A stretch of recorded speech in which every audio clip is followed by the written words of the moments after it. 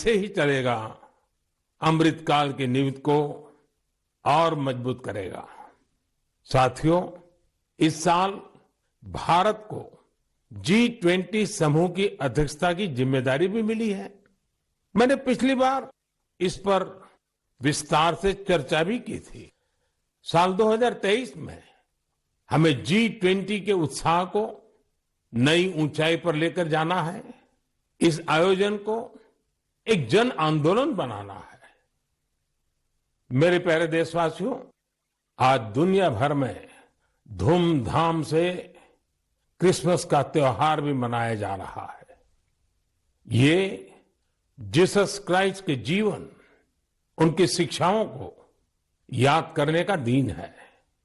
मैं आप सभी को क्रिसमस की ढेर सारी शुभकामनाएं देता हूं। साथियों, आज हम सभी के श्रद्धेय अटल बिहारी वाजपेयी जी का जन्मदिन भी है। वे एक महान राजनेता थे, जिन्होंने देश को असाधारण नेतृत्व दिया। हर भारतवासी के हृदय में उनके लिए एक खास स्थान है। मुझे कोलकाता से आस्था जी का एक पत्र मिला है। इस पत्र में उन्होंने हाल की अपनी दिल्ली यात्रा का जिक्र किया है। वे लिखती हैं कि इस दौरान उन्होंने पीएम म्यूजियम देखने के लिए समय निकाला। इस म्यूजियम में उन्हें अटल जी की गैलरी खूब पसंद आई। अटल जी के साथ वहां खींची गई तस्वीर तो उनके लिए यादगार बन गई है। अटल जी की गैलरी में हम देश के लिए उनके बहुमूल्य योगदान की झलक देख सकते हैं। इंफ्रास्ट्रक्चर हो, शिक्षा या फिर विदेश नीति, उन्होंने भारत को हर क्षेत्र में नई ऊंचाइयों पर ले जाने का काम किया। मैं एक बार फिर अटल जी को हृदय से नमन करता हूं। साथियों, कल 26 दिसंबर को वीर बाल दिवस है और मुझे इस अवसर पर दिल्ली में साहिबजादा जोरावर सिंह जी और साहिबजादा फतेह सिंह जी की शहादत को समर्पित एक कार्यक्रम में शामिल होने का सौभाग्य मिलेगा। देश साहिबजादे और माता गुजरी के बलिदान को हमेशा याद रखेगा। मेरे प्यारे देशवासियों, हमारे यहां कहा जाता है, सत्यम किम प्रमाणम, प्रत्यक्षम किम प्रमाणम। यानी सत्य को प्रमाण की आवश्यकता नहीं होती। जो प्रत्यक्ष है उसे भी प्रमाण की आवश्यकता नहीं होती। लेकिन बात जब आधुनिक मेडिकल साइंस की हो तो उसमें सबसे महत्वपूर्ण होता है प्रमाण, एविडेंस। सदियों से भारतीय जीवन का हिस्सा रहे योग और आयुर्वेद जैसे हमारे शास्त्रों के सामने एविडेंस बेस्ड रिसर्च की कमी हमेशा हमेशा एक चुनौती रही है। परिणाम दिखते हैं लेकिन प्रमाण नहीं होते हैं। लेकिन मुझे खुशी है कि एविडेंस बेस्ड मेडिसिन के युग में अब योग और आयुर्वेद आधुनिक युग की जांच और कसौटियों पर भी खरे उतर रहे हैं। आप सभी ने मुंबई के टाटा मेमोरियल सेंटर के बारे में जरूर सुना होगा। इस संस्थान ने रिसर्च, इनोवेशन और कैंसर केयर में बहुत नाम कमाया है। इस सेंटर द्वारा की गई एक इंटेंसिव रिसर्च में सामने आया है कि ब्रेस्ट कैंसर के मरीजों के लिए योग बहुत ज्यादा असरकारी है। टाटा मेमोरियल सेंटर ने अपनी रिसर्च के नतीजों को अमेरिका में हुई बहुत ही प्रतिष्ठित ब्रेस्ट कैंसर कॉन्फ्रेंस में प्रस्तुत किया है।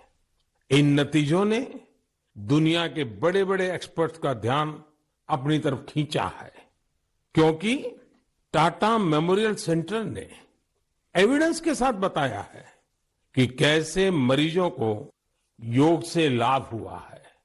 इस सेंटर की रिसर्च के मुताबिक योग के नियमित अभ्यास से ब्रेस्ट कैंसर के मरीजों की बीमारी के फिर से उभरने और मृत्यु के खतरे में 15% तक की कमी आई है। भारतीय पारंपरिक चिकित्सा में यह पहला उदाहरण है जिसे पश्चिमी तौर तरीकों वाले कड़े मानकों पर परखा गया है। साथ ही यह पहली स्टडी है जिसमें ब्रेस्ट कैंसर से प्रभावित महिलाओं में योग से क्वालिटी ऑफ लाइफ के बेहतर होने का पता चला है। इसके लॉन्ग टर्म बेनिफिट्स भी सामने आए हैं। टाटा मेमोरियल सेंटर ने अपनी स्टडी के नतीजों को पेरिस में हुए European society of medical oncology में उस सम्मेलन में प्रस्तुत किया है।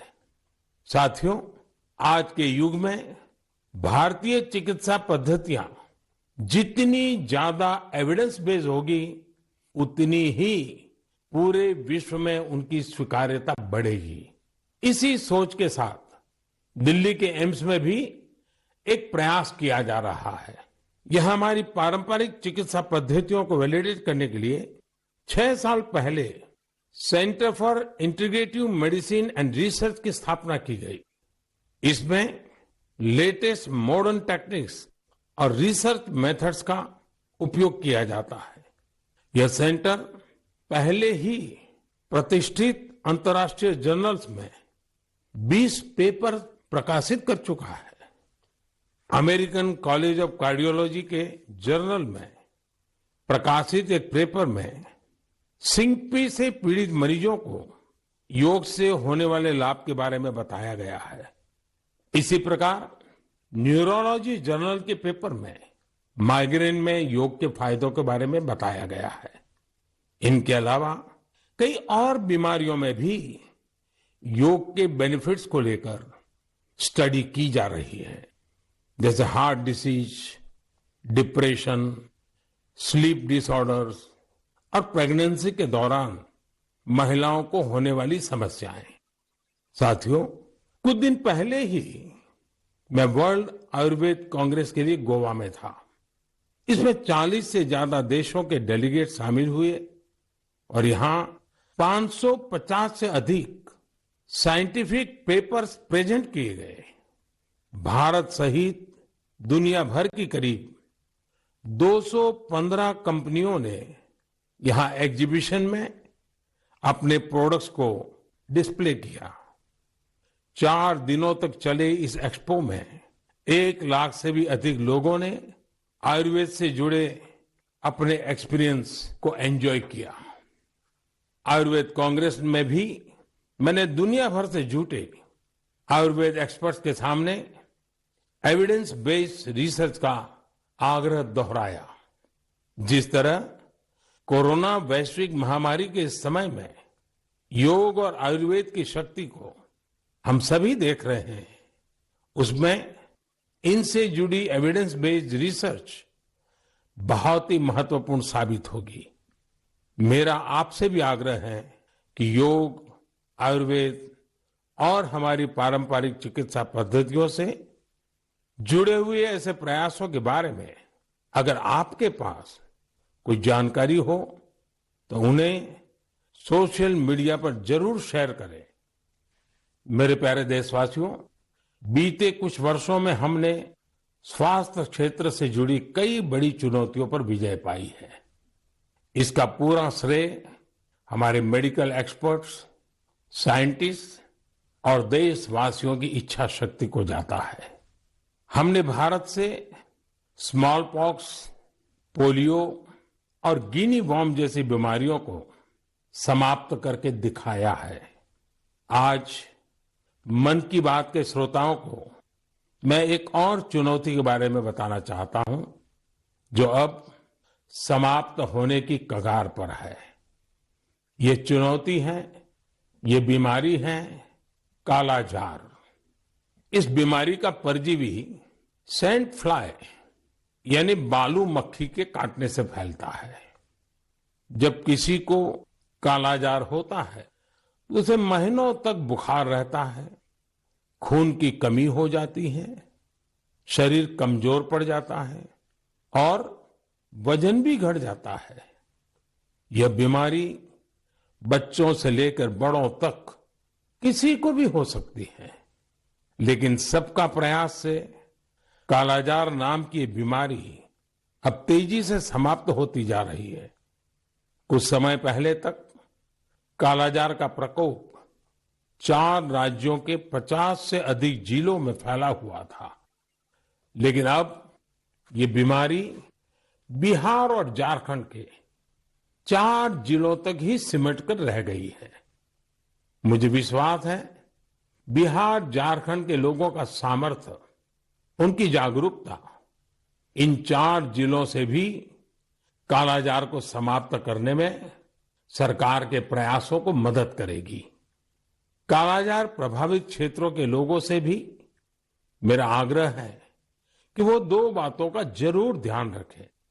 एक है सैंड फ्लाई या बालू मक्खी पर नियंत्रण, और दूसरा जल्द से जल्द इस रोग की पहचान और पूरा इलाज। कालाजार का इलाज आसान है, इसके लिए काम आने वाली दवाएं भी बहुत कारगर होती हैं। बस आपको सतर्क रहना है। बुखार हो तो लापरवाही ना बरतें और बालू मक्खी को खत्म करने वाली दवाइयों का छिड़काव भी करते रहें। जरा सोचिए, हमारा देश जब कालाजार से भी मुक्त हो जाएगा तो ये हम सभी के लिए कितनी खुशी की बात होगी। सबका प्रयास की इसी भावना से हम भारत को 2025 तक टीबी मुक्त करने के लिए भी काम कर रहे हैं।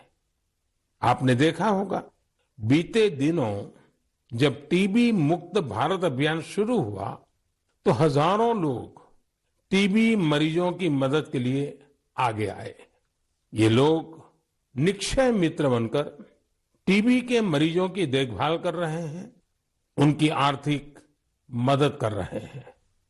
जन सेवा और जन भागीदारी की यही शक्ति हर मुश्किल लक्ष्य को प्राप्त करके ही दिखाती है। मेरे प्यारे देशवासियों, हमारी परंपरा और संस्कृति का मां गंगा से अटूट नाता है।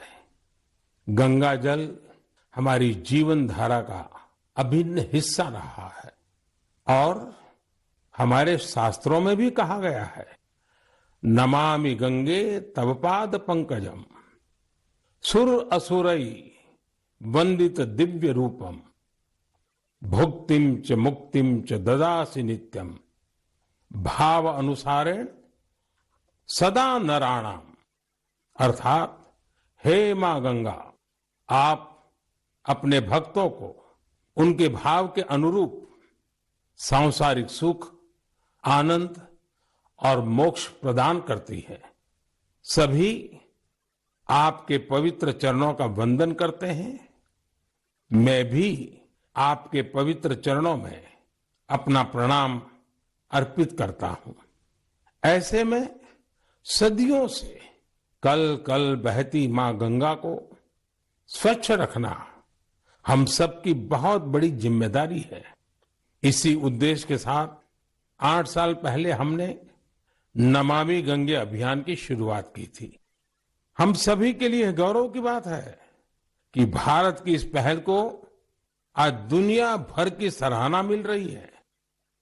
यूनाइटेड नेशंस ने नमामि गंगे मिशन को इकोसिस्टम को रिस्टोर करने वाली दुनिया के टॉप 10 इनिशिएटिव में शामिल किया है।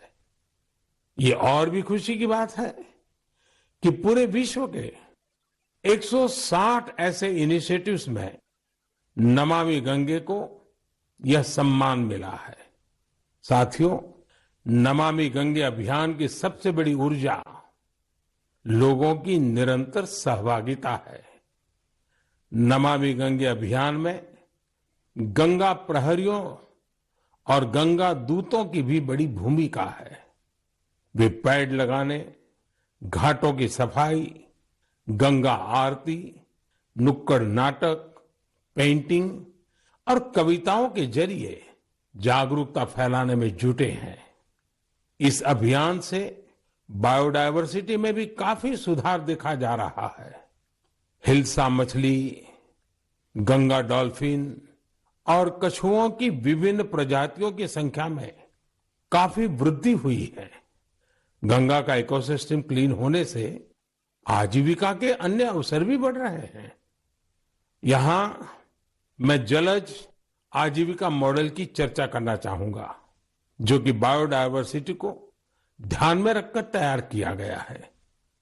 इस टूरिज्म बेस्ड बोट सफारीज को 26 लोकेशंस पर लॉन्च किया गया है। जाहिर है, नमामि गंगे मिशन का विस्तार, उसका दायरा नदी की सफाई से कहीं ज्यादा बढ़ा है। ये जहां हमारी इच्छा शक्ति और अथक प्रयासों का एक प्रत्यक्ष प्रमाण है, वहीं ये पर्यावरण संरक्षण की दिशा में विश्व को भी एक नया रास्ता दिखाने वाला है। मेरे प्यारे देशवासियों, जब हमारी संकल्प शक्ति मजबूत हो तो बड़ी से बड़ी चुनौती भी आसान हो जाती है। इसकी मिसाल पेश की है सिक्किम के